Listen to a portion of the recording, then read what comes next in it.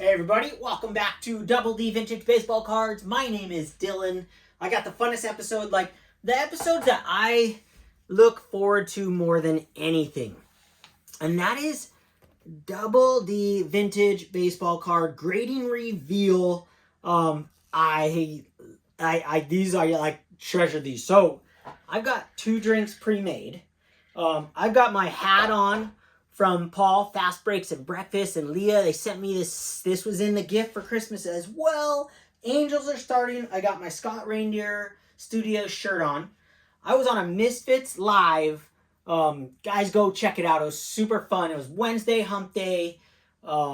Rick, George, James, John, Don. Lou was on there.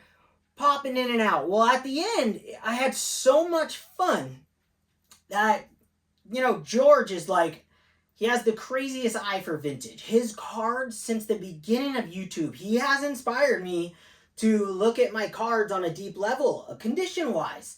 My wife was the one that hammered centering. George hammered centering and the rest of the card and everything. So in the end, you're going to see, I say this because I'm like hanging out with my friends when I'm on there. And then he was putting cards up for me to, and I was like going, nah, next, because it was like a PSA 9, slightly off-centered, like a leader's card. But it was because I was in the zone, and I know George, I've hung out with George in the flesh, I know him as a friend, and everyone else, and so I'm the only one buying the card, so I put my glasses on, I'm like, nah, next. I was heckling him for an off-center 9. If you watch that, you might take that in the wrong way. But George, I know he did, dude. His cards, I bought 2 cards from him and 1 card from James. And the photos that they sent me aren't very good, but I trust their eyes and what I saw on video and the photos they sent me. I trust George like he could buy my cards for me. That's how much I trust George. So when I say next, it wasn't because his card wasn't sharp, or I would never do that to anybody else, but I was buying cards in the moment from a friend, hanging out for 3 hours. So just wanted to say that. But go watch the video. It was super fun. We just talked, collecting, all kinds of things. I can't recommend the Misfits channel enough. I don't understand, for collectors, how these guys don't have thousands and thousands of subscribers watching, because it's just so fun. All right, next, Sammy Thunder. I was on the live with them. Him and Jason. That was really fun, and Rick also was on there as well from the night before too. So go check out that. Tonight, while I'm going through this grading reveal, let me make sure I'm filming, because I have been known to not be recording. Yeah, hopefully I'm actually in the photo, right? Let me move it up, and I'm gonna get up close and personal with when we get to the reveal. Just going old school. Little swig of this. Get my juices flowing. And it's Saturday night here, so when I do these videos, I'm welcoming you guys into my room and hanging out with me. And when I talk about my cards, I just dive into them. I get real deep in there, and I never know what I'm going to say about any of these cards. And I slap them up a week ago or 5 days ago, so they've been marinating, and I try not to go through them because I want to be fresh, seeing them again after the reveal. And I can't tell you enough how fun it is to grade your own cards and slap them up. And I'm honest with my cards. I'm honest with the grades, and so I will dive into that as we go. But last thing I want to share before I go into this is dare I say, VR. But the VR is going to be within this reveal, an all-natural reveal with an all-natural VR for Jason from Basement Card Collector. I've been watching his channel for a couple years, and I think he's celebrating 2 years. And what he wanted to see was just parts of your collection. He did a video, I shared it, and it showed all of his collections that he's working on right now, or at least the majority of his collections. He picked out 10. So within here, you're going to see parts of my collection, and I'll talk about that as I go, as I always do. And my collection is all in binders. So each one has a spot. So when I go through these and I find, say, I know there's going to be a, you know, a Topps Chrome. So, you know, I get this box and I know where some of these cards are going. And I have that for all my vintage years. And I'm going to talk about that for Jason. And I can't recommend his channel out enough. He does TTMs, but he is way beyond doing just that. And it's so fun. Every card he gets, it's a really fun listen. I love it. And I think his wife is also kind of a collector with him. Because he always says, we got this. So, you know, I just can't. I loved that video, and I think Jason's the best. So it's a VR within here. Whether it counts for it, it doesn't matter. But I urge you guys, check out all the channel names in the description. You click on them, subscribe, watch the videos. They're super fun. So check Jason out and everybody I mentioned. So let's get into it. Take another drink. And I might even like pop back on in front of the camera during this. I don't know where it's going to go. I'm excited. My wife is at her mom's house, and I go, do I have time? Like, got a couple hours, you know, what have you? And she goes, yeah, go for it. Because I've been hanging out over there, in the yard over there for them, and just, you know, just letting her be with her mom and her dad. And so this gives me time to like, yeah, cards, baby, card video. Okay, here we go. Oh, man, in it. Oh, I'm pumped to see these cards again.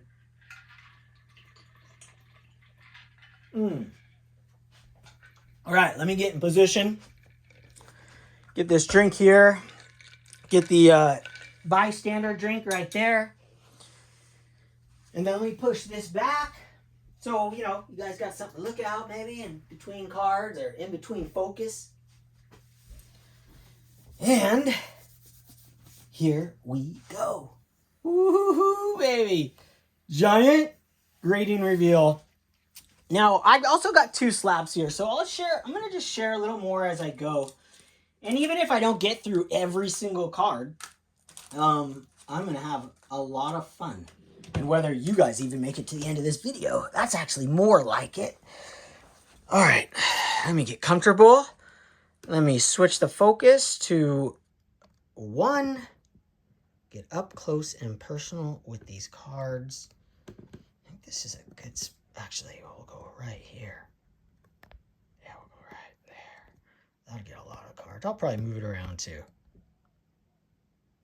Let's see, is the bright too bright? Let's pull that baby up. Let's see. Let's see what we got here. All right, that looks pretty good. You know, these don't need to look perfect. Like I like watching these videos and it needs to look perfect. So hold on, bear with me. This is card number 1 that I ever graded. You guys can kind of stare at that for a few minutes while I just do a little more adjusting so I'm comfortable. I thought I practiced, but then I remember I didn't. I watched a video of mine recently. It was the Ichiro Suzuki collection, and I really liked the way that turned out, and I think it was crystal clear. So I'm kind of replicating that. And then you guys get to see my face a little bit. Okay, we're in. And I'm going to pull these 1 card at a time. Some of them will probably be in order and go together, and some will be so random. Well, first off, if you've never graded your own card, it's one of the funnest things I've ever done in the hobby, personally. I used to grade my cards, let me put my glasses on, like all the time in the penny sleeves. And, sorry, not penny sleeves. I should have brought one out. Man. Well, I used to grade them. My first series was the card savers. And I did my own labels, sticky labels, Avery labels. I even taught you guys how to do it. I even did a tutorial video about it. So I've been doing this for ages. And once I found out about these from Aaron Davis and John Mangini, I bought some and I was hooked ever since. So this is the first one I ever slabbed. And of course it's going to be designed after the Robin Yount rookie card, my slab. And this is serial number 00124. 24 is the year I started slabbing. So only these numbers will change and they can add into infinity. And now you're going to see really high serial numbers. I've graded over 350, and dude, it's been really fun.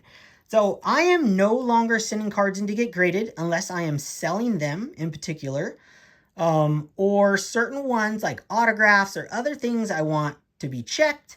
They will be exceptions, but not for grades. You know, and all the 70s cards, you know, I will buy them graded or ungraded. It doesn't matter. Okay, so I'll put Robin Yount rookie card. Actually, I'll put in my old school slab, and he'll be the first one right there.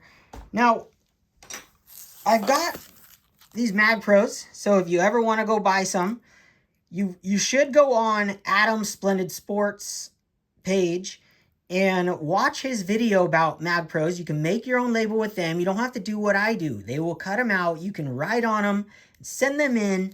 It's insane. And he says they are super epic to deal with for the labels. I do my own, but you guys can check that video out. And then you can use his link that will take you, and you'll get like 10% off. So I would definitely use the percentage off. These things are incredible. The weight to them, the clearness of the glass. They're like Tag and CGC, those two slabs. That's what they feel like, and they're magnetic. Well, I just bought these because John Mangini bought some of these. So I wanted to check them out, and the first one I did, my label fits absolutely perfect in there. Of course, I don't have an example. Oh, yes. No, I don't. But you can also buy these, and it's the same thing, and make your own labels. I personally didn't like the plastic as much in this, and they're not as heavy, so I'll still buy the Mag Pros, and I like the magnetic thing, but I will show some of these in the future. So you can do both. And I bought these from their website, and they were about $1.75 each, free shipping. Whereas Mag Pro, I had to pay a lot for shipping because where I live. And then they ended up being like that because I bought 500. So I still have a couple hundred left. You know, I got them for about the same price as I got these.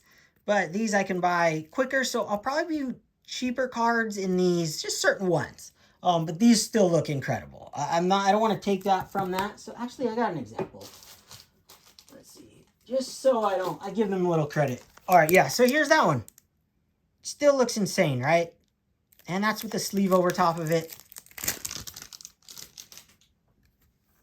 Yeah, so these are awesome too. And they're easy. You can buy, you know, they're cheap. They're cheaper. So however you want to do it, practice with these. Go to the Mag Pros or vice versa. The Mag Pros are really nice.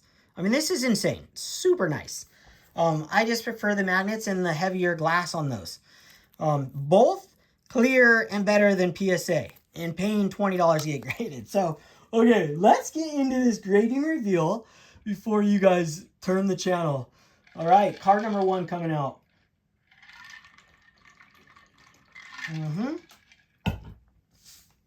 Let's see.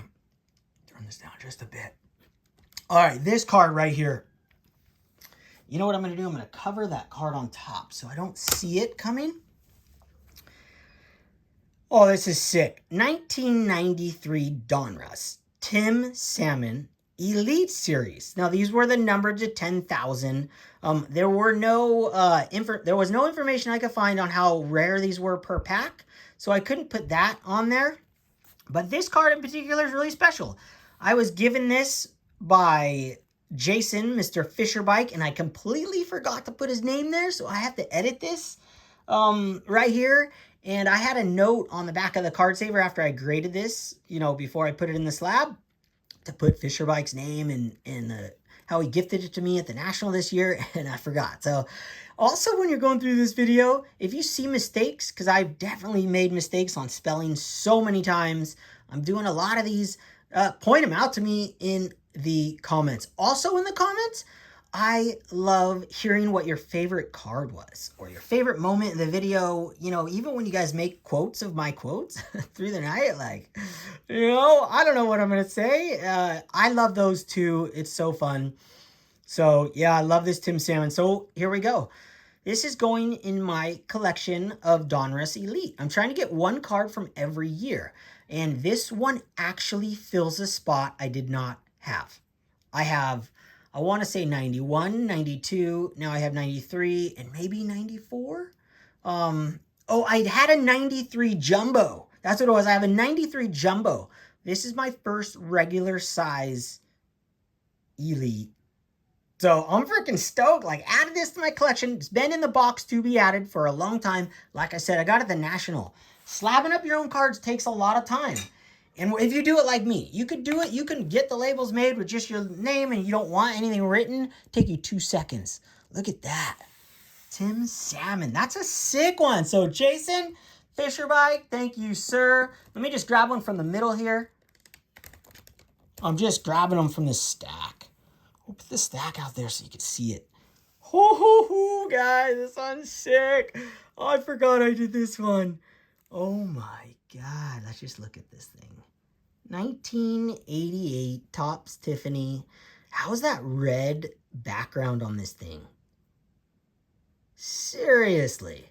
1988 Topps Tiffany, Nolan Ryne, 87 record breakers. Shout out to Brent Richard. Look at that. So what I did was add some career stats to this thing. And Nolan Ryan's career, he had 324 wins, 292 losses, 5,714 strikeouts, 3.19 ERA, which to me, anything in the threes and you're dynamite, especially for how long he played. 81.3 WAR. Now, let me tell you guys, let me talk about WAR for a minute. For me, WAR, I never even really knew existed until YouTube. I never once thought about it. It was not part of my train of thought. I didn't even know what it was. Honest to God, I had no idea what it was. And then when I got on YouTube, everyone's talking about it. So I started looking at it and, you know, I don't know all the formulas, but what I do know is WAR's so cool because it tells you who was the best player during that time. In WAR, you can't just stat count. You can't just, it's not about how long you play, it's about how good you were while you played. And you can get negative WAR in a year. So it's not like you can just accumulate stats like stat count guys who want the 3,000 hits and all these numbers to be hit to make the Hall of Fame. To me, I'm like, highest WAR, you're in the Hall of Fame. Like, literally, if they had like a cutoff with WAR of 50 and they took all the WARs and they made a new equation, this is the final equation, anyone with 50 and above, you're in the Hall of Fame. I mean, that's how I would do the Hall of Fame. That's how adamant I believe in WAR. And I think that calculating, you know, having math in this it's a no-brainer. I don't even need to know the formulas. I trust the guys who make it. That's how much I believe in WAR, and I think that's what changed the hobby as well, and will continue to change the hobby, but that's why the guys who all of a sudden weren't worth as much became worth a ton of money, in my opinion, a lot of times because of WAR, and others were other reasons, but yes, I think that. But look at this card, Ryan Express Fans 200 for 11th season of career. 200 strikeouts. 11th season, 11 times. For pitchers over 40 years old. Dude, that's insane, yeah? He was freaking over 40 years old. I think he played till 93, am I not mistaken? Oh my gosh, that's a sick one. All right, Mag Pro, you're out of here. Time to show these cards off. I love it. Oh, look at those first 3 cards right there. This is sick. All right, let's go right here. Take this guy. Oh my, yeah, Ramon Martinez, 1989 Topps Tiffany. Now this is an iconic card. I dare say iconic card in my era. And my best friend, I had 2 best friends growing up that lived by me. Well, 3, but 2 that we're all D's. I mean, there's 3 of us that we're still tight to this day, completely. Dave, Danny, both guys I talk about on here, both collectors. Dave's parents had a museum at their house of clocks and dolls. Literally museum at their house in this little cul-de-sac in Westminster, Huntington. And Danny, Dave's parents, his mom, worked with some connection with Ramon Martinez, a family member. So he had so many autographs and so many Ramon Martinez cards. So this card to me has always been iconic. And having it like I'm doing in my collection, you know, shout out for Jason. Like this is going in my run that I have, my album that is 1992 to now. And those are all the cards that don't fit in my other albums, my Topps Chrome. So these are like regular Topps cards or Upper Deck. Even basketball cards go in this binder. This goes in that binder, and it's part of 89 Topps Tiffany, and I want to have 4 examples of each year at least. So you'll see like that 88. I want an example of all different types of cards, leaders, all that stuff. And this Ramon Martinez, like this is worth, I've shared this card before in a penny sleeve. I still have many more that I bought during that round of Comp Seed, you know, going on the Devil's Playground and buying these cards. I still have, I'm running low, but I probably have like 50 cards left to slab that I originally wanted to slab up when I got these 2 years ago. This thing, let's look at his career. 135 wins, 88 losses, 3.67 ERA, 25.9 WAR. That's amazing. And he was a great pitcher. I want to say that Caesar Pepino Man just recently said, I think it was Caesar that said was his favorite player growing up. And if that is the case, like, okay, so you're going to see a lot of cards in here that I'm going to be giving away too. And I'm not necessarily know if I'm giving them away, but I'm slabbing more than 4 of each year. And certain cards, and I literally buy cards for people I think about in moments. So I don't know where these are all going to end up, some of these, but they will, some of these will be gifts. And it's fun to think about it in that way. And I send gifts without notes, and I just put it in a thing. I send it to the person with a sticker. You know, I just not a note guy. If you want a card, like, and I know someone out there on my email, I never look at my emails, but I'm going to send you that, if you're watching, that Turn Back the Clock. I forgot your name on there, but I have not forgotten. And one of these in here might be yours. I have to look at the guy we talked about, so I just suck at all that. But if you get a gift from me, it's just, and what are the odds I pull a Turn Back the Clock? If you get a gift from me, it's just, it means something to me to give it to you because it's from my collection, and I take the time to grade these cards and do these slabs, and I don't need to write it out. And I try to hit your collection where it counts. That I've learned that. Like cards that I've gotten now, I want each card that I received as a gift to count this meaningful thing. And likewise, when I send it to you, I hope it instantly hits you. Like, you know what it's for. That's kind of the whole point for me. So when I come across, you know, I'll send cards out, and I love it. So this thing, 1986 Topps Tiffany, Roger Maris, Turn Back the Clock. I mean, this could be the best card in this entire box. I graded this an 8.5. Centering scale, I haven't talked about that yet. Centering scale, I gave this an 84. And this is serial number 32525. So I graded this in 2025. I got to flip that for the first time, which was awesome. And this is card number 325 that I have graded. I take my time. Well, this one was you saw this recently in a video in one of my old card savers. And it was already a mistake because I didn't put Tiffany on there. And it is the Tiffany version. I remember buying this when I decided to start collecting Tiffany's from watching Sammy Sci-Fi, and then Adam got into them. And I just thought to myself, yeah, that's the way to collect these junk wax era cards for me. I think they're just truly like, I know they're not pack pull, and I'm a pack pull guy, but I've pulled so many of the other cards from packs. To me, I didn't know this existed at the time.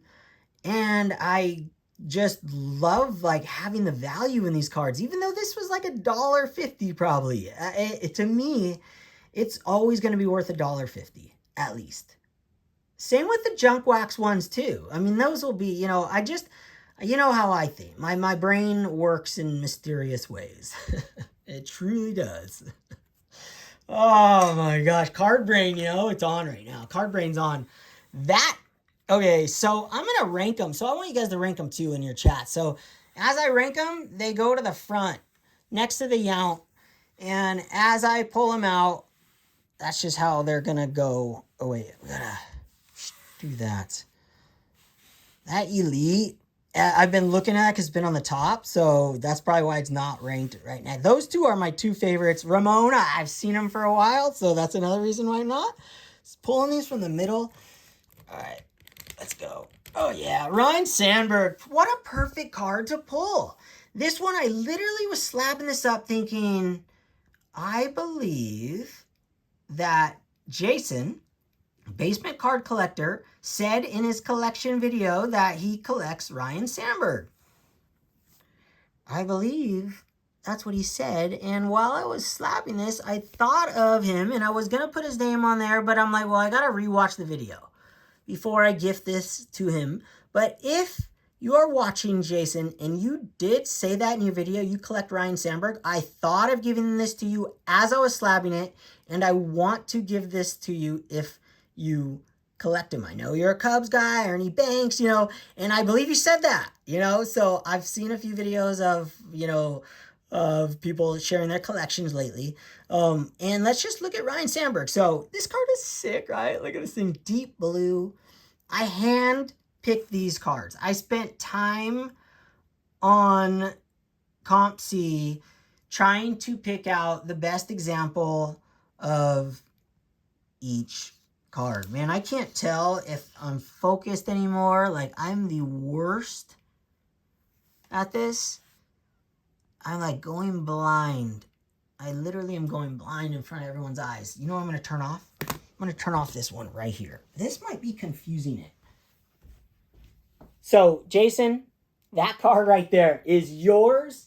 I would love to send that to you if you're still watching. And that's Ryne Sandberg. Rhino is your guy because he was my guy. I even shared a card. Actually, I'm going to show it right now. It's right here. This Ryne Sandberg's always been in my collection since I was a kid. Before we dive in back into that one. This one's always been my favorite Ryne Sandberg card. Like, dude, such a sick card. 84 tops. Uh-oh, I lost all the lights. This is becoming crazy. All right, hold on. I'll be right back with you. Plug this baby back in. All right. Okay, there we go. Damn, there we go. I got glasses on. Like, what, doing videos, you start going blind halfway through, and you don't know if they're focusing or there's too much light. Dude, so this guy is all scratched up. This is my childhood one. And then this guy has been in that box waiting to be slabbed. 6.4 War in 1989. Beautiful baseball card. Look at the back. It's awesome. Dude, I really hope that you collect Ryne Sandberg like I predicted, because I had that thought of gifting you that while I was slabbing it, literally right after I watched your video. I'm like, dude, that card, I'm slabbing it soon. All right, next card. Here we go. 1968 tops. Don Sutton. I got this as a gift from the guy Ernest I always talk about. And I went over to his house and I helped him pack up, and I set him up on an account for Greg Morris to send 71 of his graded cards to go at auction. And he said I can go in one of these boxes I've been through a million times and pick out 10 cards that I wanted for free. And so this is one of the cards I pulled out. So I'm not giving this card away. This is going to be in my collection forever. I needed a Don Sutton for my collection, and I picked out the most centered one. Now, this one's not that centered, technically. My centering grade, I gave it an 80. Now, let's look at his career. Don Sutton, 324 wins, 256 loss, 3,574 strikeouts, 3.26 ERA, 66.7 WAR. Dude, now that's a Hall of Famer right there. And I don't even know what Hall of Famer... Dude, I knew what this Hall of Fame thing do. I collected my entire life without one time in my entire life ever looking to see who was in the Hall of Fame. Now, I guess I don't not care anymore. It is fun. It's fun to know. It's fun. I like it. I'm not going to deny it. Oh, this is a re-slab, so we could jam through this. But this is I was looking at this after I re-slabbed it. I fixed the centering. I fixed the label. The number and the centering was wrong. It was just way off. It must have been copied and pasted from one prior. But this right here is my favorite Hideki Matsui baseball card. It is my favorite. I found this on eBay for $40 to $50 at most. It was more than that. He wanted more, but I offered him that, and he accepted. And what I love about this is it is a 2007 Bowman Chrome, and then it was bought back by Topps, inserted in the 2021 Archives buyback, and it's a refractor from that year of 2007 Bowman Chrome, and it's autographed, and the autograph is just beautiful, and it's a 1/1. But the most special thing about this card is that I take that back. I was buying loads of 2007 Bowman Chrome, by the case loads, and 2008. So going back and finding a card like this that was bought back and then reinserted of my guy, Hideki Matsui, Godzilla, it's just a really awesome specimen, an awesome card in my collection. And this goes into my Japanese baseball card graded binder. That's where this one goes. It does not go in my Bowman Chrome binder. There are certain binders that supersede. So another thing in my collection and the 68 goes right in the 68 album. Super simple. But this, I am a player collector of certain players, and some of them have binders and some of them do not. But Hideki has a Japanese binder. See, he's in with all Sadahara, Shigeo, and you'll see a few more guys. So that is I'm sorry, Yelp, but you're getting covered. That's my favorite card of Hideki Matsui. I mean, that might be my favorite one we've seen tonight so far, actually. Oh, and that was a repack. Well, that was a reslab. Oh, another reslab right here. I'll blaze through this one. 2003 Upper Deck Hideki Matsui blue, numbered to 650, first ever. This is Matsui's first ever MLB licensed true rookie. And this is a parallel there's like 3 different parallels I've found, and I want the other ones. And to me, why I bought this originally is because it's a Pokemon design. Like, how fitting and how epic is that? This is a Pokemon design. This is a full-blown Pokemon card of Hideki Matsui's rookie card. I mean, this to me is like his ultimate baseball card, like his rookie card right here. It's so sick. So there is a couple others I've seen, and I've been on a Matsui run lately, buying some. So I'm going to add a harder one to pull. In fact, there might be one in my cart right now.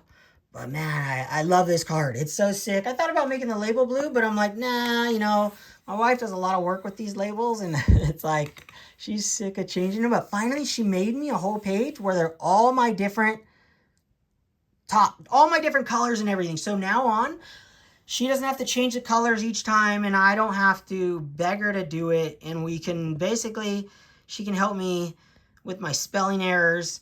But mostly she can just hit print and we're good from now on. Oh, we'll go to another Hideki. This is another upgrade. Let me have a sip. Upgrade meaning I upgraded it to a slab. This was entered in and graded in my old card savers. Actually, it was in my one-touch collection with labels. And they just didn't look that good, the labels on there. This is a 2003 Hideki Matsui press proof, number 25 out of 100, inserted DLP rookie traded. Whatever that box is or whatever it was, DLP, I forget what that stands for, but Any of this info you can look up on Cardpedia. That's really the main one I use now. They're really good. This I graded a 7. Serial number 337. And this is a tough one. Like all these ones that I'm upgrading are either really awesome looking. This is a press proof. Numbered out of 100. And these were like, $3, $5 cards. Except for that autograph Matsui. But this guy, it's sick. I've been upgrading some of his cards because I have room in my Japanese album, like a room for another like 20 graded cards. So I upgraded some. And I'm super stoked I did. Oh, here's another one. This is a 1985 Topps design. So this can go in 2 albums, 2 parts of my collection. One album I have is the Topps Heritage, and also on the label, it's Topps Heritage and Classic card designs from 1951 to present day. That's literally what the label says on the box. This can go in there or in my Matsui Japanese card collection, and that's probably where it will end up because sometimes I supersede things, like I say. But I have a spreadsheet, and it'll say, I'll put a check point when I enter this, what album it's in. I'll say this is album number 12, and I'll put 12 in the column so I can find my cards if I'm at my computer in 2 seconds, if I don't know off the top of my head.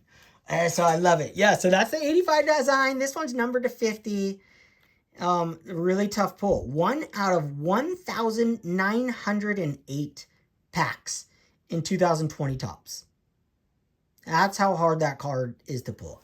Hard, but that's like a $3 card probably, but that's, it's fun to collect those of like guys like I believe in, like Hideki, and guys I loved watching more importantly, and like, I just love it.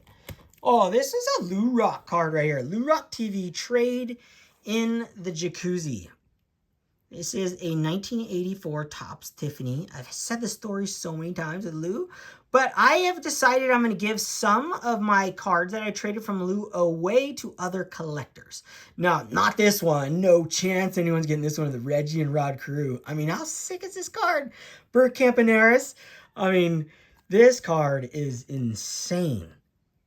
It's really, dude, this is like one of my favorite cards. So when I did the trade with him, I grabbed a bunch of his leaders cards. And when I have leaders cards that tells you what they did in the prior year, AL active career hits leaders, Rod Carew, active. These are even better than the season ones because you're like, up to this point, 1984, Rod Carew had 2,832 hits. Reggie Jackson had 2,176, which you would never expect from Reggie because he was a strikeout or home run guy. Honestly, I had no idea how many hits he had until I looked at this card. Like, that is a sick card. Bert Campanella at 2,249. I know he was a great player. I don't know much about him, but I knew his name growing up, like looking at cards. So love this card. This one's not leaving. This is my permanent collection. Plus, I need a leaders card from 84 Tiffany to go in my binder. Go to the next guy. Oh, yeah. Oh, this is a sick shoebox. Always has to get a mention. Shoebox Legends. No one has spent more of my money than the shoebox legend himself, Shane. I've said this before, if there's a guy I could trade my collection for that I wouldn't have to sell any card, sell the least amount of cards from, it would be Shane, Shoebox Legends, and Adam, Splendid Sports. Both those guys, my co-host, I would gladly trade my collection for his, of course. But I would trade my collection for Shane's. Like, it feels like that is like, I would hold so many of his cards. And this card he sent me, the reason I brought him up isn't even because he owns this card or he had this card on his channel. No, but he did inspire me to start collecting Aaron Judge from 2022. And this is 2023 he collects. And this card number is 62. I think I gifted this card to a card like this, number 62 to Greg Midlife Cards because of Shane and all, it goes down the court. So this represents him hitting 62 home runs. I graded this at 9.5, centering 95, blue refractor, 1 out of 6 packs. And these are the logo factory editions. Well, Shane, I brought this up because of that. But mainly, he sent me the link to this. The guy wanted 25 bucks. I offered him, I think, 15. Not that long ago, during the off season, probably a couple months ago. I could be off by a couple bucks, but I was tripping, maybe $17, I think it was. And I was like, yes, I finally, because I'm trying to collect the blue refractors now of Mickey Mantle, the Yankees. And Shane, inspiration with looking at the colors matching. I used to love, I don't mind, my colors don't need to match. They could be all over the map, but I have learned to appreciate some. And this is a special card right there, 62 and 60, 62, number 62, because of his season in 2022 where he hit 62 home runs to take over Roger Maris's 61 home runs. Isn't that insane? 61 years later, like that record to me is it's like infinity. It's just like this magical thing that happened. Both Yankees, and before that, Babe Ruth, 1927. Like, come on, is that serious? It's crazy. It's such a cool card.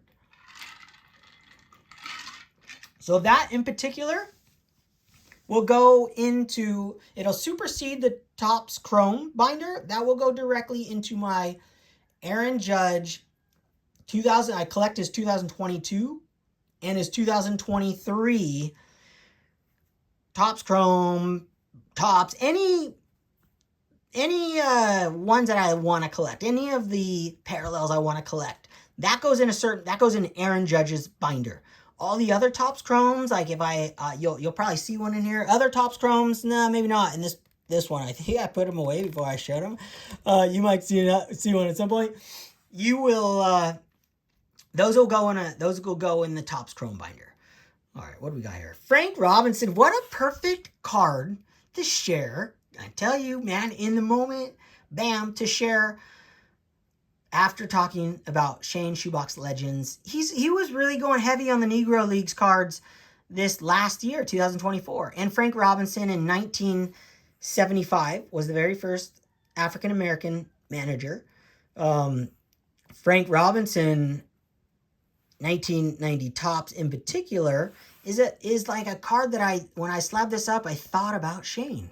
I literally thought about Shane. I go, this is such a card for him. 1990 Topps being his all-time favorite top set. I mean, I like, this is him in a nutshell in my mind. 1990 to me, Topps was mind-blowingly. It was definitely the greatest top set I had ever seen, like collected. I always rank the 87 the best because there's too much attachment for me. And I love what it looks like, but there's just too much attachment for me. Being my first real set that I opened but 1990, those other sets after 87 were hideous in my childhood brain. And my adult brain, they're growing on me. Certain ones I can appreciate now more than ever.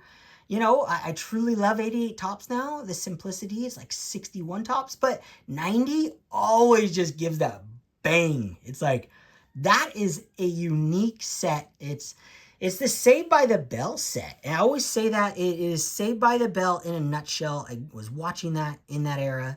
And in 1990, the Orioles record was 76 and 85. Not great. This is an 85 near mint plus, centering 93, serial number 35225. I mean, I love it. I love it. I love having this card in my collection. I like managers cards now more than I ever did as a kid, more than I ever have ever. Because the history, you read a book and you find out about Frank Robinson being a manager all these years, and you've seen him on cards as a kid, and I always had those and collected them. But I guess I didn't collect them. Manager cards were the first ones to go on the bike spokes, right? But not if it was Frank Robinson, the guys I knew.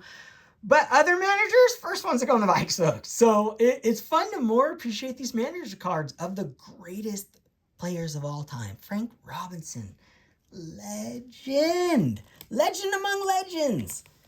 And speak about a legend among legends. Roy Campanella. This is a 2007 Upper Deck Masterpieces. This is the rusted border number to 50. 1948 became the first African American catcher in the MLB. I believe he was the sixth the sixth African American to play in the major leagues. You know, always correct me if I'm wrong if you want in the chat. That's cool.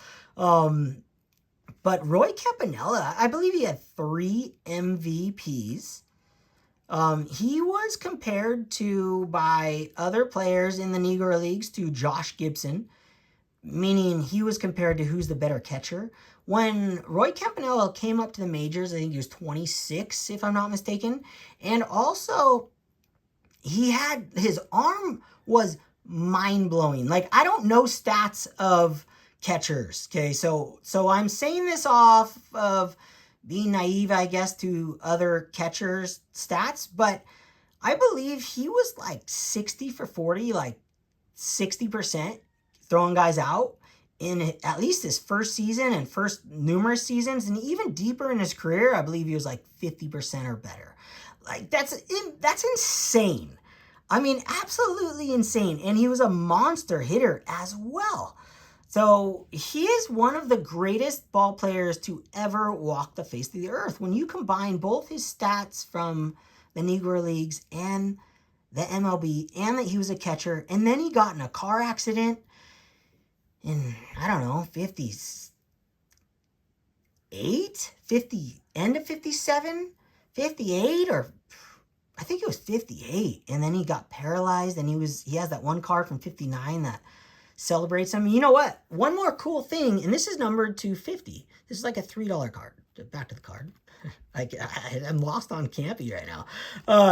Another really cool fact about Campy that is in my brain at the moment is they did a charity game, or like one of the special games for Campy. It was the Yankees versus the Dodgers, I think, and it had the most attendance in the history of baseball. 90,000 plus attendees at the game. It has never been beaten to this day. I don't think you could fit 90,000 in any stadium I know of. I could be wrong.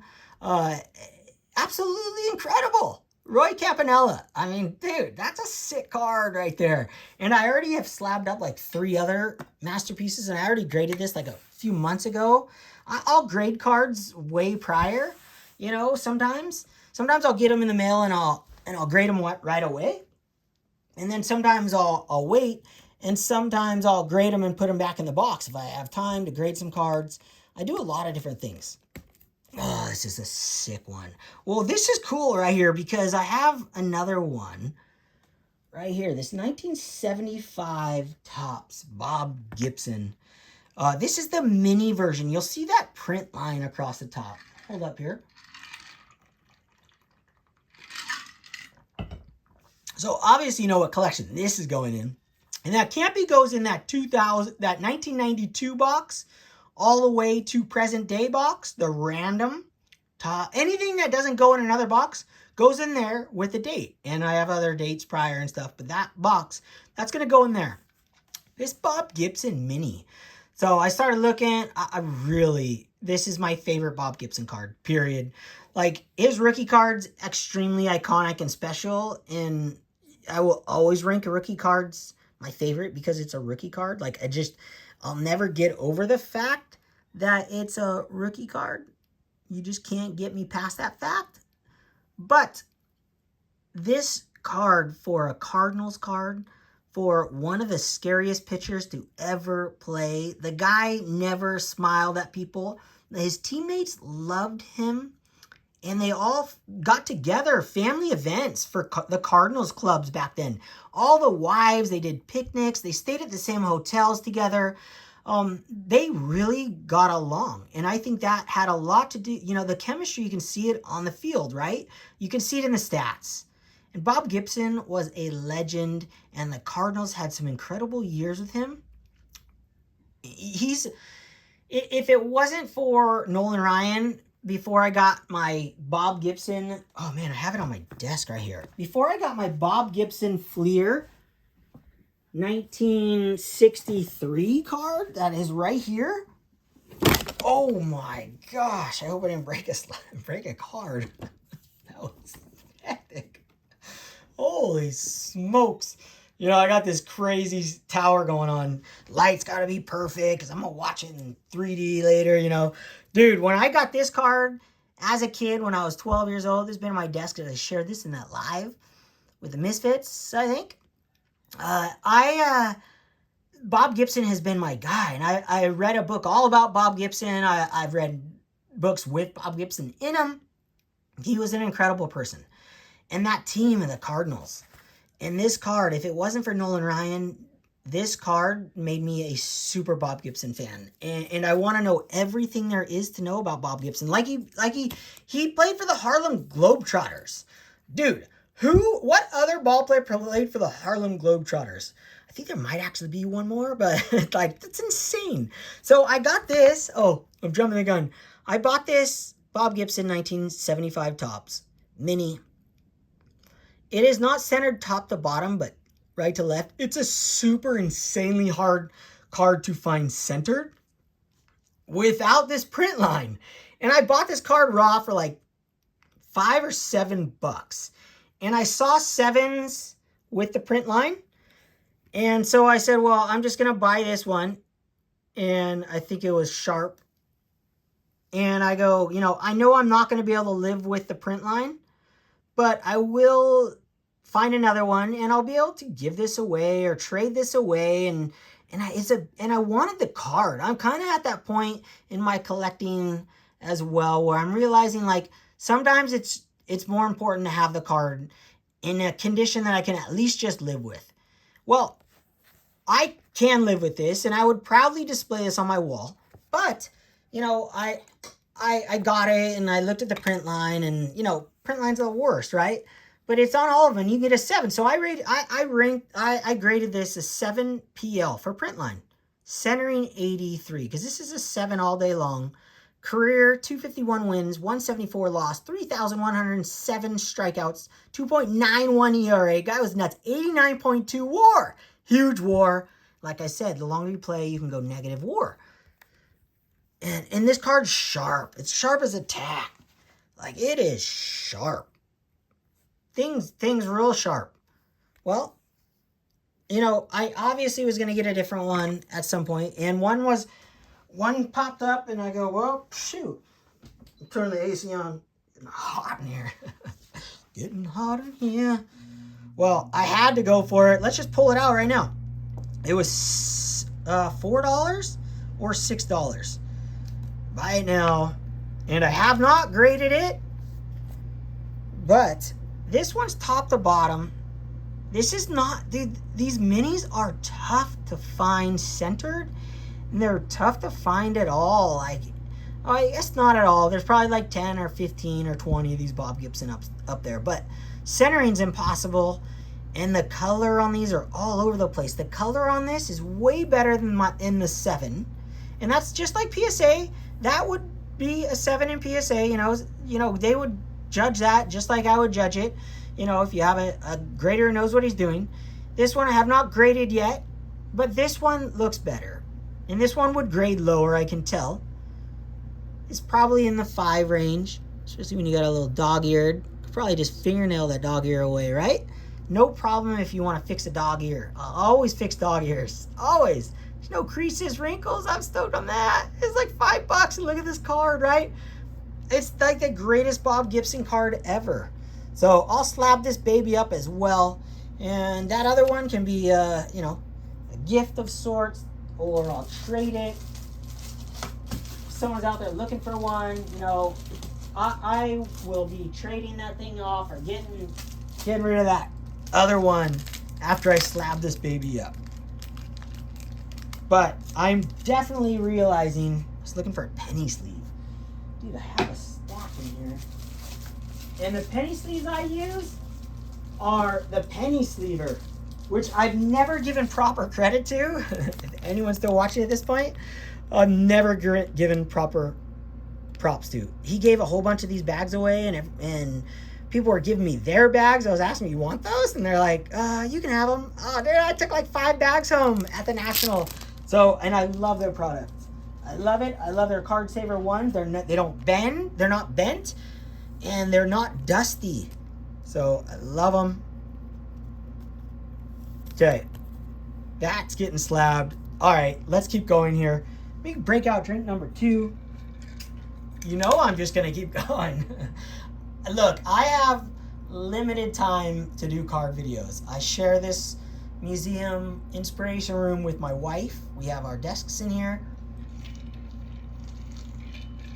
So I can't just break out and do a card video at any time. All right, let's see what we got in here. There's some sick stuff in here. Oh, yeah. Well, let's just bring both those out right there. See them both. Combo team. Turn back the clock. I got 2 here. 1987. Topps Tiffany. Turn back the clocks. Reggie Jackson. Roberto Clemente. Both of them are 1's an 8, 1's a 9. Centering 87 and centering 100. So I put the career stats of Reggie on there. Love these cards. These are upgrades. Actually, I bought these on Comp C. And this goes in, I have literally a specific binder. It is a turn back. Oh, I'm running out of space. Turn back the clock binder. So, Jason, that's where that goes. Literally in a turn back the clock binder. All of my cards that have turn back the clock on it go in that binder. The gifts I've gotten from Paul and Leah, they go there. I've gotten all kinds of turn back the clock gifts. All right, stack those up. Next card. What do we got? Oh, yeah. Matsui, 2000. Oh, man. I'm going to crease this Bob Gibson. Holy smokes. 2007 Bowman Chrome. Hideki Matsui. Upgrade. I made a mistake on the label as well as one of those copy and paste. I completely forgot and blew it. So, just an epic card. Numbered to 50 from my favorite set.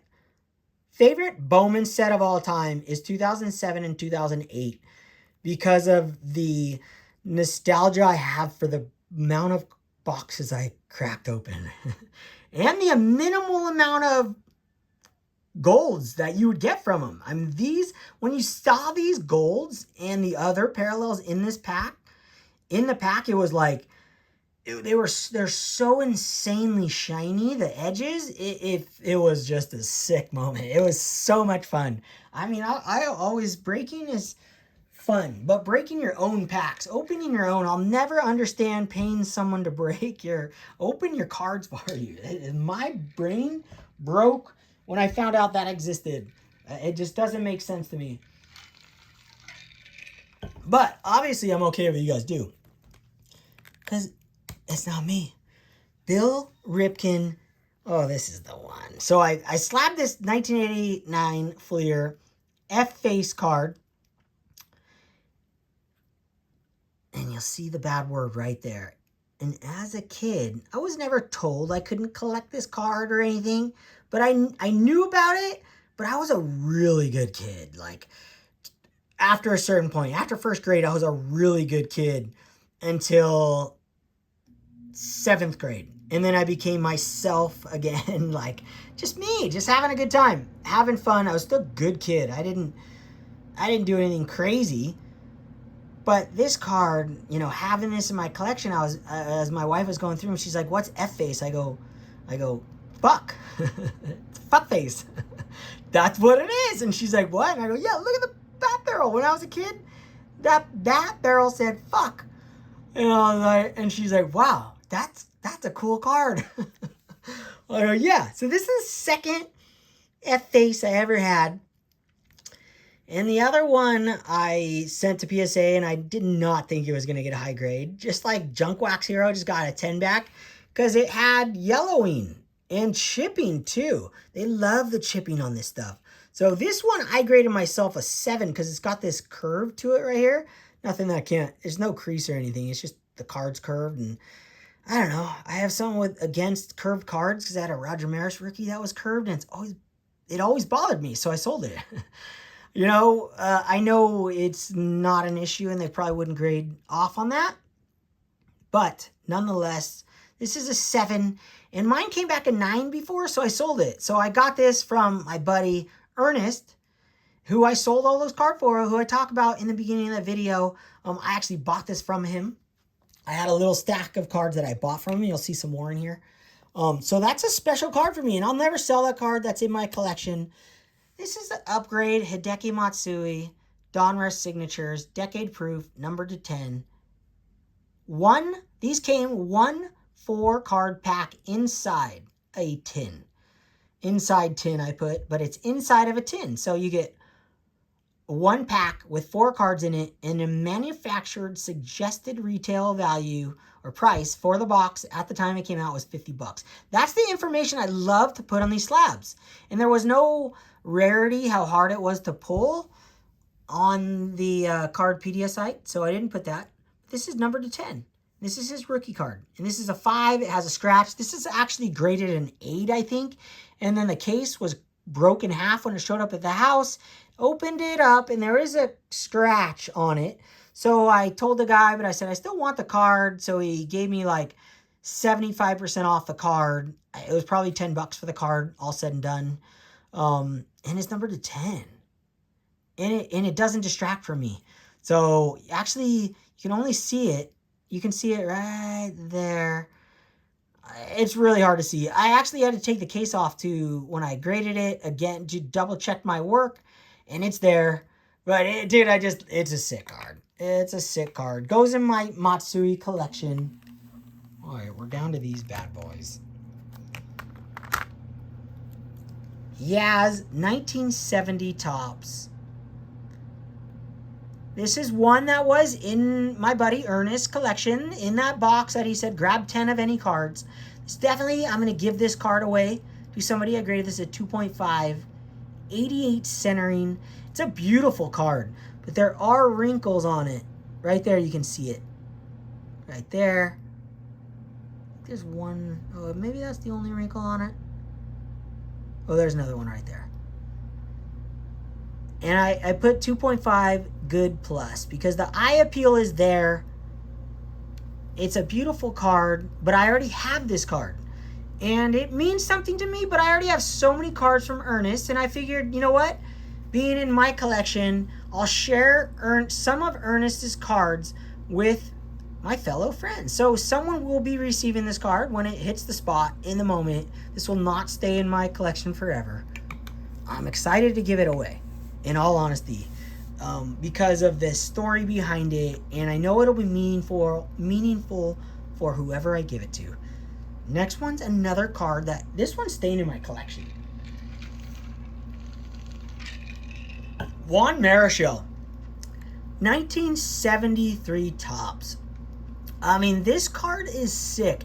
You guys know I love the cards of the catcher, hitter, pitcher. This has only the hitter. Let's zoom in on this. And the pitcher, Ramon Martinez, the Dominican dandy, absolute domination. Let's see. I was going to guess his WAR. I actually wrote it on here, and we'll get back to the card. His career, 243 wins, 142 loss, 2,303 strikeouts, 2.89 ERA, incredible ERA, 62.9 WAR. I say anything above 50, you're in my Hall of Fame. Bam. And this got a 495 centering. Anything over 90, to me, when you look at the card, you know, when you're looking at the card without going crazy, it looks perfect. And when you look at this card from a couple inches away from the camera, even up close, you gotta figure out where the centering is off. It's a beautiful card though. Like, look at the image, is sick. You can see the ball mid-air right there. I mean, that's sick. I don't know who's batting, but someone's gonna let me know in the chat if there's anyone still watching. I would love to know. Maybe I'll put this in a text thread or something, or on the, you know what? I love this community. I could put this in a post and find out. But I got this for free in Ernest's box. But this is staying in my collection because I don't have this Ramon Martinez card, and it's perfect. It's such a sick example for my collection. I don't need a 7. I don't need an 8. I don't need a 9. I don't need anything from PSA. to tell me this is a beautiful looking baseball card. And it was free. But even if you found this in the wild, I think he had a price tag on this of $3. So if you found this in his little box, it's $3. Yes, all day. But somehow I passed it up. I've seen this card in his box for so long, and somehow I passed it up. But when it's free, I grabbed it. Oh, this next card you guys saw. I did a post of this Joe Morgan. I did a post before I had the final product showing. 1979 Topps Joe Morgan. His career, 271 average, 2,517 hits, 268 home runs, 100.6 WAR. Joe Morgan is in Joe Pisnanski's top 100 books. Well, top 100 baseball players of all time. I forget the exact name, but you can look it up. Joe Pisnanski's book, where he rates the players top 100. I'm listening to it again on Audible for my second time. I'm probably going to listen to it once a year. It's like, I swear it's like 30 hours long or maybe more, but it's amazing. And he goes in great detail, and Joe Morgan's way up on his list. I don't remember where, way up, but when you realize what WAR is, and I read a few books about WAR and guys for it, guys against it, probably 3 books so far about like statistics after YouTube. Just like dove in. WAR is so great. Like it tells you so much, defensive, offensive, what you would be replaced by another player, an average player. That's how many things you're worth. And your WAR doesn't accumulate. It accumulates, but it can accumulate negatively. So to me, it's the ultimate stat. And my buddy Shane's doing a freaking Warlords like genius. Guy comes, it just makes me sick that I didn't think about it sooner. He's doing a collection based off of the highest WAR. I think Josh Peeps, Josh Peeps, Peeps Packwax. Dude, I'm the worst with channel names, but to be fair, no one gets mine right because mine's a long one too.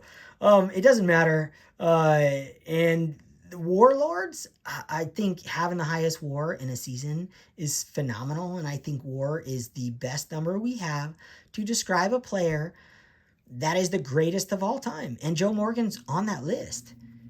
If you have 5 bad seasons in a row like these guys do in their later seasons now, you can go negative WAR per season. You can get 1 WAR. You can get -2. Like it doesn't help you to extend your career to add to your WAR. That's the best part. Where stats, you can just keep adding stats, adding hits.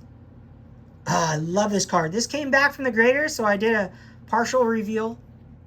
This came back a 7, centering 86. Beautiful baseball card. This was like less than $2 probably, free shipping. And that's how I'm doing my 70s cards now on. I will still buy a card if it's graded 100% from the 70s or anything. But I will also, card like that, I will search ungraded for. Cards that are inexpensive to begin with, graded, I will search for ungraded. Like those Bob Gibsons. I couldn't find a centered one that it wasn't $200. Like I don't think there even a center one on the entire website. So I found those mini Bob Gibsons that were practice with that, the print line, and I bought that other one. I love that about cards. Oh, this is a sick one, you guys. This is a sick card right here. Sick vintage baseball card. Most of the vintage guys are probably asleep by now. There's no way they're this deep in the video. We're all old. Oh, man. So I got this from Ernest's box. I had never seen this before in his box, and I met Ernest probably 7 years ago at a park bench. Like, buying his collection, all the cards I wanted, but he didn't bring all of them, obviously, because I didn't buy this one. But then I wasn't going for centering either, but still, I would have bought this one, because it's one of my all-time favorite rookie cards, Carlton Fisk. And this thing is sharp. It's centered. It isn't. I came across this, and this wasn't free. I bought this card. The surface is incredible. I bought this card from him, $20 or something like that. And his and I told him, I go, you want to sell your cards because we shipped all those ones off graded. I go, you need to replace they were all in old top loaders, all yellow and penny sleeves. But the problem is he dog ears all of his cards. Like, no, this one wasn't dog eared, but those other ones I graded lower grades were dog eared. He dog ears all of his cards because, he's older. And that's kind of the problem. But I told him, you got to put these things in newer stuff because he lets me take the cards out. Like, I took this out all the way out of its case to see if there was creases or anything. And he has tons of new stuff. So we were putting new cards and new penny sleeves. I told him from Jimmy Guns, I found out that you cut the corner off a penny sleeve and you're not going to ding any more corners. Only took me 30, actually I'm 44. So let's just say 44 years to learn that one. Centered. As George Diamond Yard taps his cards, I tap my cards in my slabs to make sure. Sometimes they're angled in a slab. Look at this, how beautiful this card is. No print dots, no print marks really. Like there's not, no, there's no. It's like, it's a beautiful card. What did I grade this thing? I graded this a 6.5 EX Mint Plus, centering 89. Spectacular centering for this card. 34125 serial number. Look at that copy, right? This is just as gorgeous as my 7. My 7 is spectacular. It looks like a 10. My 7 I shared in my last video. It's on my wall. Actually, I'm looking at it right now. Actually, we'll do this. I got movement in this. There she is. Right there. I got it right there. I mean, is that not sick right there? It's spectacular, but this one, I kid you not, it's the second best example I've ever come across randomly. And I used to go to card shows, back in California. And I had a lot of these cards. I've bought so many of these cards through the years. But most of them were all off-center because I was just sharp corners. Gotta have those sharp corners. Oh, what a sick card. All right, we'll keep these vintages in the front. So we'll take the turn back the clocks down. Oh, I got 2 left. But I also have a couple I fixed because I can't spell and I can't read. Both things I've made very clear on my channel. Can't spell and I can't read, okay? It's things I've never been good at. Oh, I have a lot more actually. Oh, actually, well, not really. All right, I'll go fast with this one. Hideki Matsui, Donruss Classic Tribute. Timeless Tribute, number to 50. Japan Hall of Fame in 2018. That's what I wrote. Since I have so many of his cards, I'll just write a random fact. He got nominated in the Hall of Fame, Japan's Hall of Fame, 2018. Super sick. And when there's no other info, this is number to 50 about the card. Put this over here. This next card I gotta share. Like, this is sick. I'm down to the last 2 cards. One card has a parallel, so there's more cards, but it's one card. Get it? This card is sick right here. This is a shot at the Brent Richards baseball cards, or Brent Richards collects baseball cards. I apologize. Brent's a friend of mine. I text him like daily. It's just like one of those things. I'm the worst with names. I can't spell, can't read, can't remember names. But I can remember when he shares a sick card, a set, and I'm like, that's the ultimate DoubleD vintage baseball card. The ultimate of all time. Actually, the ultimate of all time set. And then I came across this baseball card. 2024. Yeah, this deserves a slow reveal for my buddy Drew. There's no way Drew Clean Cheap Shots is still watching. If you are, comment, man. Because I don't know. 2024 Dynamic Duels. DoubleD graded, DoubleD designed baseball card, Dynamic Duels. And look how this hits my collection. It hits in so many ways. First, it's a low numbered, serial numbered card. Numbered out of 5. Now let's see how rare this card is. There's some facts on this card I wrote on the slab. And then we'll go back to the card. I love this card. 5 packs per box. 5 cards per pack. So each box came with 5 packs.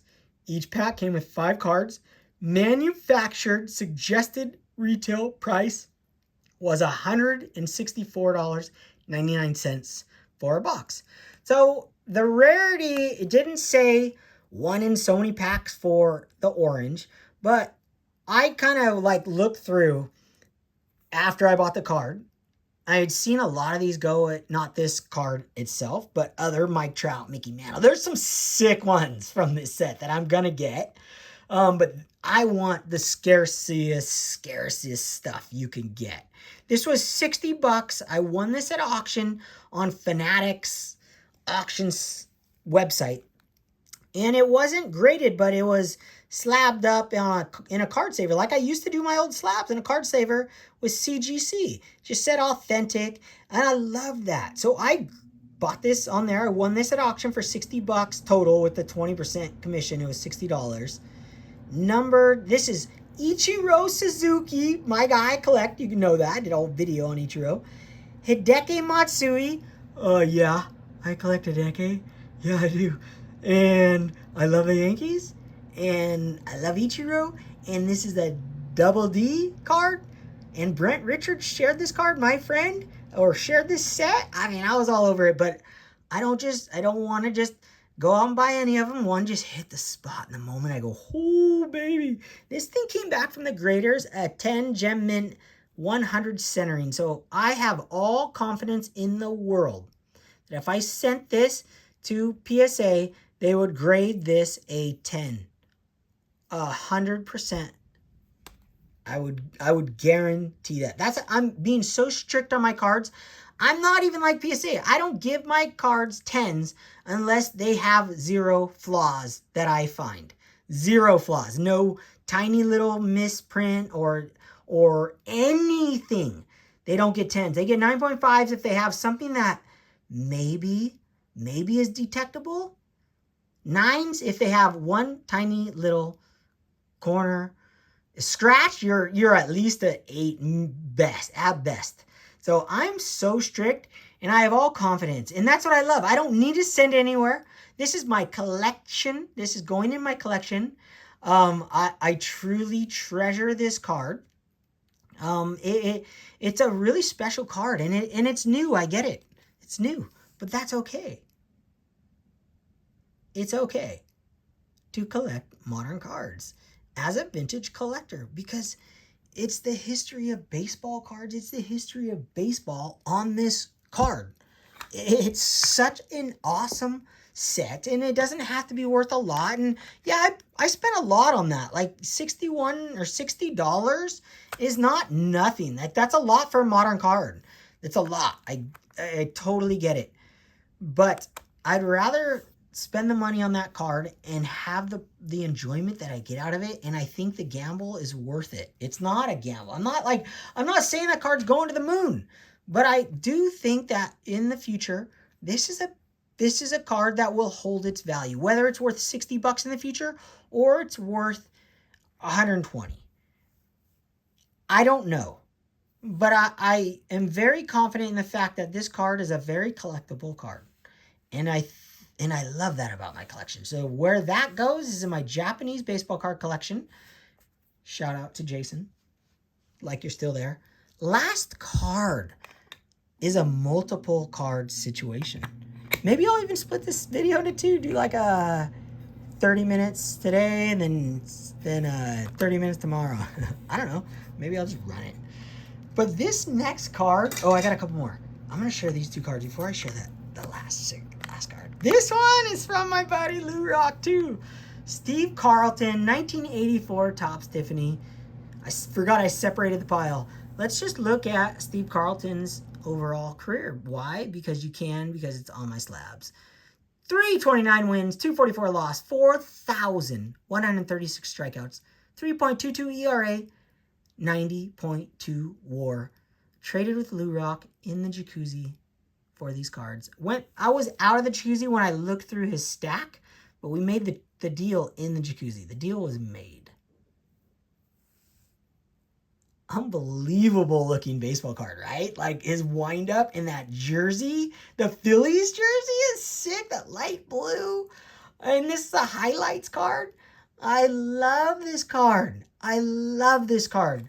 I mean, it's like, this exactly what I want from my collection. I want a base card. I want an all-star card. I want a highlights card. I want a leaders card. All the different style cards they had from 1984. And this is such a perfect card for my collection. So Lou Rock, just love this baseball card. Thank you for that trade. And I saw you shared that Willie Mays the other day. It made me so happy. And I remember the very moment I traded for that Willie Mays for a bunch of Ohtani rookies. And they were like $60 each at that time when I traded those Ohtani rookies for that thing. So I traded like 3 rookies and $20, I believe it was. And then I got the $20 back for another trade. So, and then you have it, and then I have your 84s that meant something to you. Magical, and I'm going to share those with other people. I love it. I truly love collecting. It brings me so much joy and have this friendships with everyone out there and doing like VR for Jason. Like, I was so stoked to get the, take his idea and do it in my own way. I've been looking forward to this. I just love it. I love it. I love it so much. I gotta have another drink in my cocktail. This next card is so sick. You guys are gonna trip. This is such an iconic card. Dare I say, iconic again. Kirby Puckett 1985 Topps. Base. Yeah, I got a base card, you guys. I know I always talk crap on base cards. It's not me talking crap on base cards. I will collect base cards plenty. But I'm going to collect them. I said this in a video already. I'm either going to pull them from a pack or I'm going to come across them naturally in the flesh. This was from Ernest, my buddy Ernest, and I bought this card from him. He had a $15 price tag on it. Obviously, I didn't pay $15 for a Kirby Puckett Topps card. And I did all that work for him, and he gave me 10 other cards. But I had a stack of cards, and it ended up being $90. And this was in it, Fisk, and like other cards. It doesn't matter what I paid. I don't get deals, okay? I'm a guy who, everyone talks about the deals they get. I don't get deals. I pay retail, as Dr. Jim Beckett says. I pay retail for my cards because I collect cards one at a time. Now, this case, I didn't pay retail because I bought a collection, a small little mini collection of like 5 cards. But I pay retail for most of my cards. And I don't care because I don't care. As long as I'm not paying 10 times what the card's worth, I'll pay double what it's worth if it's a cheaper card, or double, if I think the future is bright. I don't care about that. To me, once it's cards in my collection, I don't keep track of it after, unless it comes up naturally. I hung cards and I see it and okay, watch, end it. Oh, wow, that card went up. Oh, wow, that card went down. I don't have any of those programs. And I don't get deals. I buy retail. I buy auctions, mostly, and then I'll do buy it nows and offers. So Kirby Puckett, centered in a 1985 Topps. I have this card on my wall already graded in my old card saver graded collection, which is now in my binder with all my 85 Topps. I can't remember what that binder is. It's probably 82 to 86. I think that's the binder. But this card goes in it. Centered in 84, which is spectacular for this card. Just like, you can find it dead center no problem in 15 minutes. But I came across this naturally in my friend's collection. This is a keeper for me forever. Not giving this away, not selling this. This is my Kirby Puckett. I'll never have a 9 of this card ever again. I have had a 9 in the past. I will never have a 9 again. That is my final Kirby Puckett regular Topps card. Do I want Tiffany? Heck yeah, I want the Tiffany. I'll probably get it one day, right? All right, last card, you guys. The last card is really special, too. And another one, Shane Shoebox Legends, inspiration all the way. But I took it in my own path. He has a 1/1 of this card. I'll share this one first. Josh Gibson, 2024. This is the Topps Chrome Sapphire Edition. This one's numbered to 50. This is, MLB, Major League Baseball, put the Negro League stats together that they had accumulated and put Josh Gibson at the all-time average leader in 2024. That's when the record was stated and officially on the Major League Baseball website. And I will never argue that. I don't care. And that's the absolute least we can do to celebrate guys like Josh Gibson, guys that were in the Negro Leagues. Whether you agree if Ty Cobb should be knocked off, that's a different discussion. And it's not a bad thing to think Ty Cobb's still the number one. I have no problem with that. But my own mind just says, well, that's the least we can do. And I'm fine with that. But what I love is that they're recognizing Josh Gibson. Now, there were cards of Josh Gibson in the past in insert sets, a couple of them over the years. But this is his first, I say, because of Shane. But I don't think Shane said these words. I don't remember. But I was inspired and learned of this card because of Shane. He gets all credit for this. But my take on the card is that it's Josh Gibson's, and I think he might have said this too. I just don't want to put words in his mouth. This is his first base card. This is his base card. I know this is a checklist card and an all-time batting average leader card, meaning it's a leader's card technically. It's his base card because it's a base card within Topps, regular Topps. So it is Josh Gibson's very first Topps base card. Now, I hope in the future they use him part of the set like they did Mickey Mantle in 2012 or 1996, and then skip some years, and then basically to 2012, use them as number 7. I hope they continue to make more Josh Gibson cards, but this one, after watching Shane's videos and him hearing the passion he has for this card, and actually, to be quite honest, I was sold the very second I saw the card.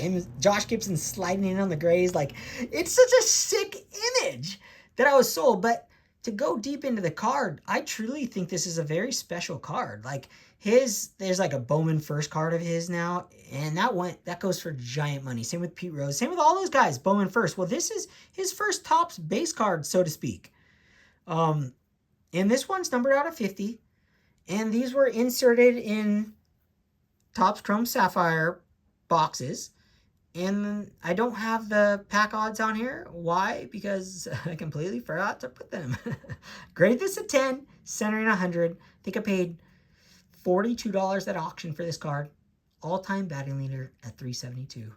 I know I went into it deep, but I have other cards to share. And I mean that. Like, you guys know I love to talk about value, and I love to talk about meaning of cards. And when a card hits the value, meaning a card in my collection hits the investing button as well as being in my collection and mean in a very meaningful part of my collection, and the main reason it gets in, all cards in my collection, the number one reason they get in my collection is because they were going to go in my collection regardless. It was a matter of how much money I was going to spend on that card if I think it's it's the only other word I can think of, an investable type card. A card that I truly believe will be worth more in the future. And I'm not talking about a year, I'm not talking about 3 years, I'm talking about 10, 15 years from now.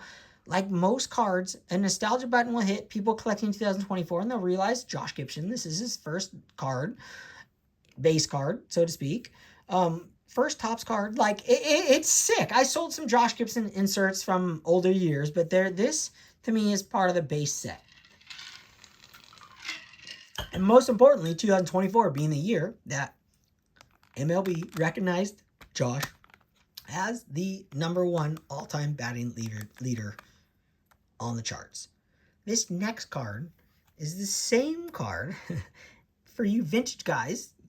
You know, the manufactured scarcity is something that you just have to just believe in. Basically, it's like anything you believe in, you just believe in it. Like, you believe because you collected cards in the 90s like I did, and there's serial numbered autographs which I have on my wall. You believe they'll be worth money one day, you believe they will hold their value, and they've gone up over the years.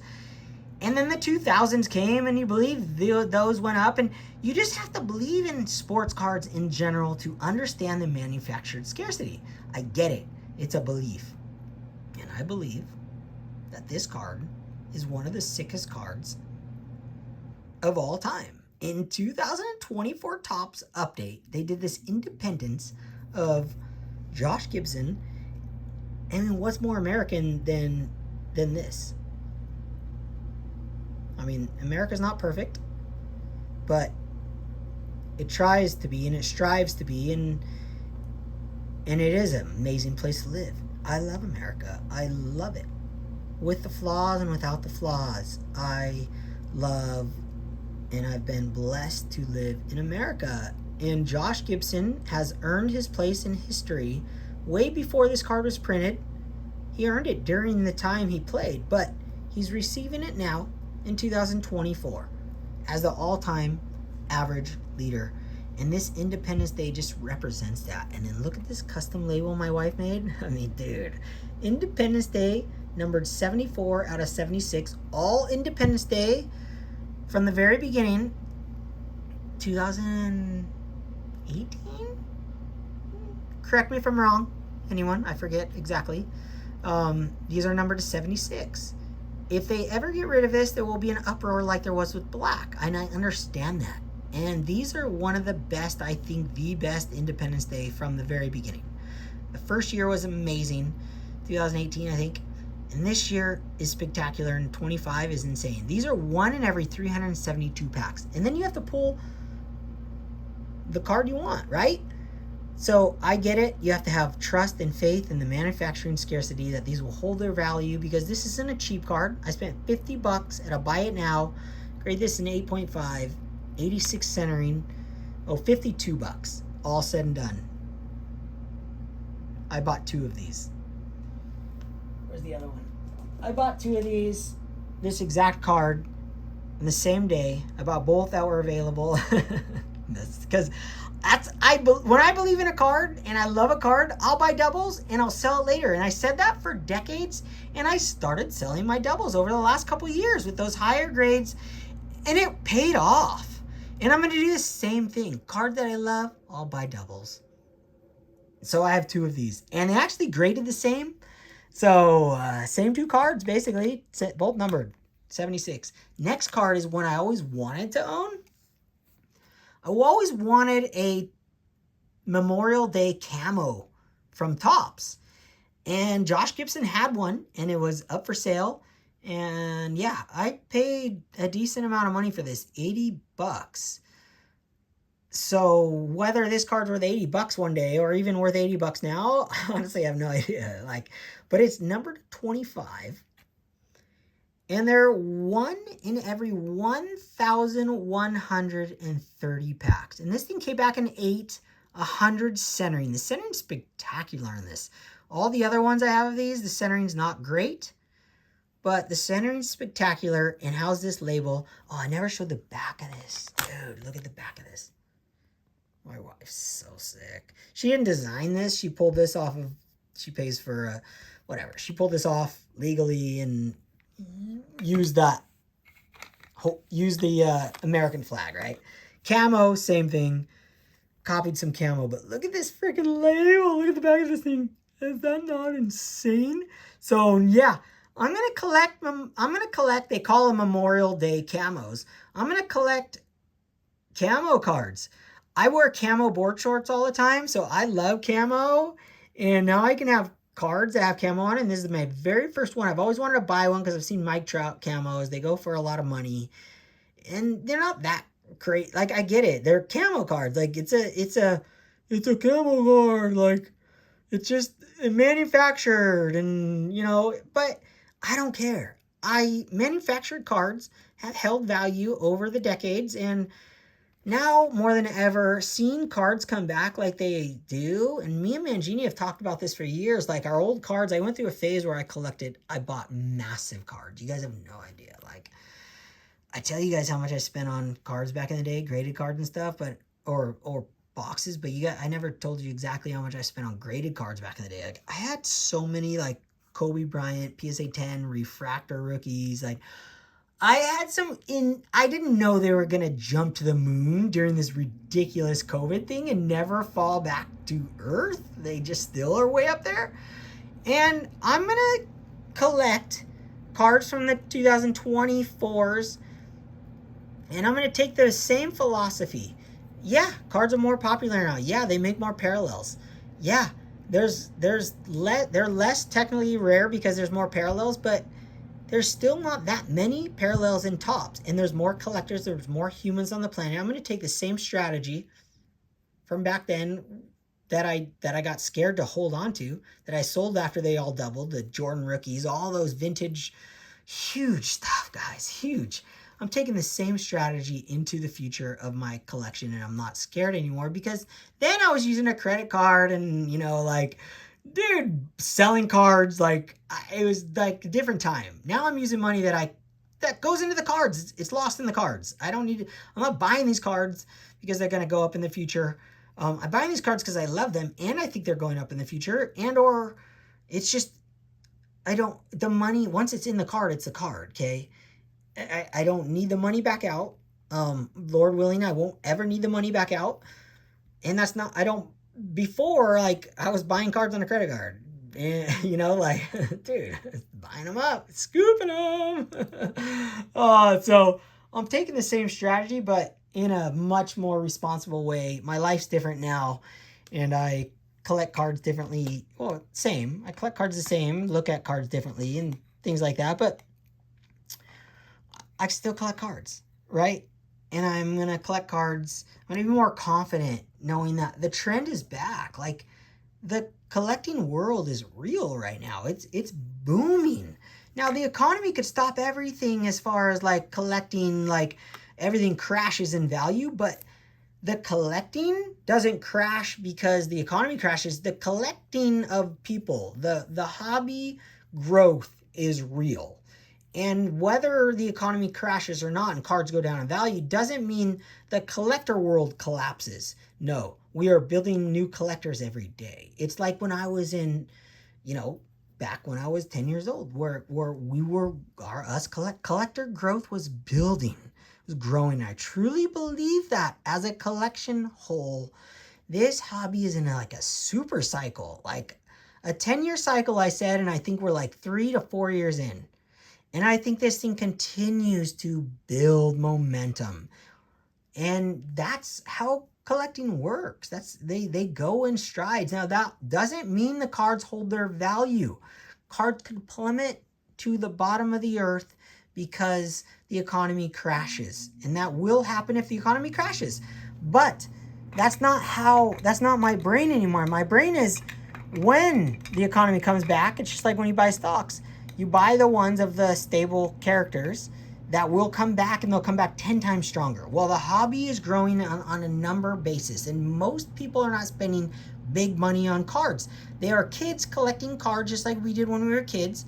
We had no idea if the economy was good or bad, or cards are going up or down. $3 was our biggest card. Now today, a $15 card is your biggest card. Same thing. I don't worry about it anymore. So I allow myself to spend money on cards, and I've created a platform in my life that I can spend some money on cards. It doesn't have to be big money, it's fun money. So I enjoy that aspect of it. And I talk about it all the time. Last 2 cards in this hour and 40-minute video. I'll probably split it in 3. I don't care, man. I love looking at cards, man. Honestly, if I was doing this by myself, and I was like on camera talking to my future self, I would have spent 3 times as long. You hear me? I talk so fast when I'm on video.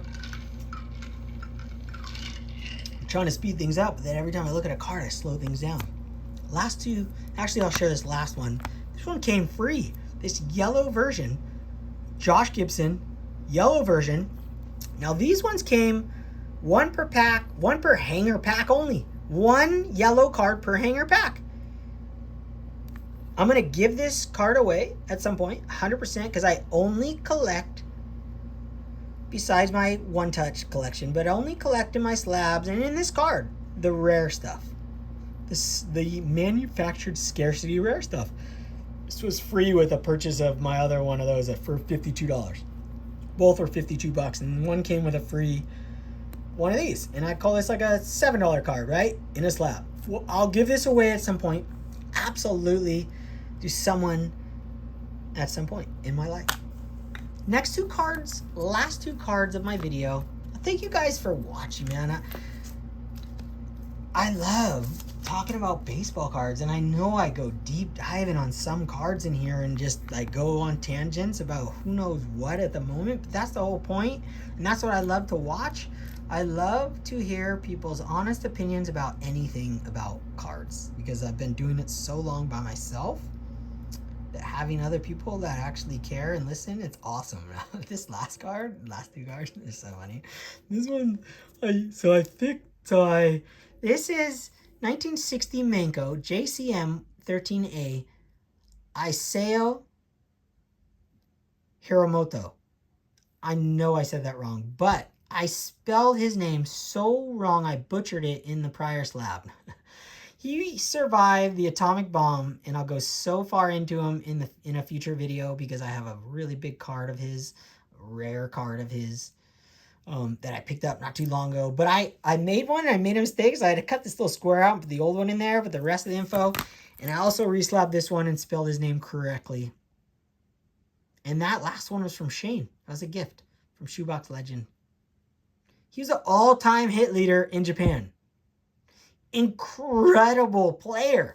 And a guy that I, dare I say, super collect. And this goes in my collection for Jason. And this is because of Shane Shoebox Legends. He sent me this card, and then I went on a deep dive on Isao. Oh my gosh, I spelled it wrong on that one again. I'm the worst, right? I spelled it wrong again. I'm the worst. So I got to make another slab. This is correct. Isao Heramoto should be right there as well. Survived the atomic bomb, and I don't believe his sister survived in a different location. But he also had like a hand, I believe he had a hand issue with his hand from his childhood. Prior to that, I could be wrong on that. I forget exactly. But I went deep diving, and he was the all-time hit leader. Absolutely one of the greatest baseball players to ever live. And one of the absolute greatest Japanese baseball players to ever live. So had to reslab those, correct name. Now I have to fix this one again. There we go. Dude, that's my video for the day. That's my video for the night. I appreciate all you guys out there. Everyone, guys, girls, everyone. Thank you for watching. Leave a comment, your favorite card, like I say. I hope you guys are always inspired watching people's videos. And don't be influenced by the things I say. When I say I believe in a card, it's why this is all these reasons.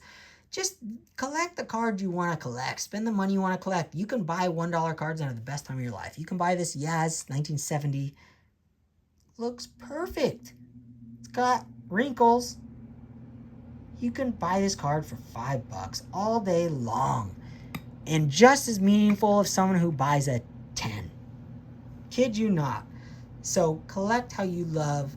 And you come here because I like to express my opinions about my personal collection, my personal thoughts, because I don't express them about other things in life. This is baseball cards. If I'm wrong, I have no problem digging out of that hole. Okay. Hope you guys are inspired. Don't be influenced. Shaka!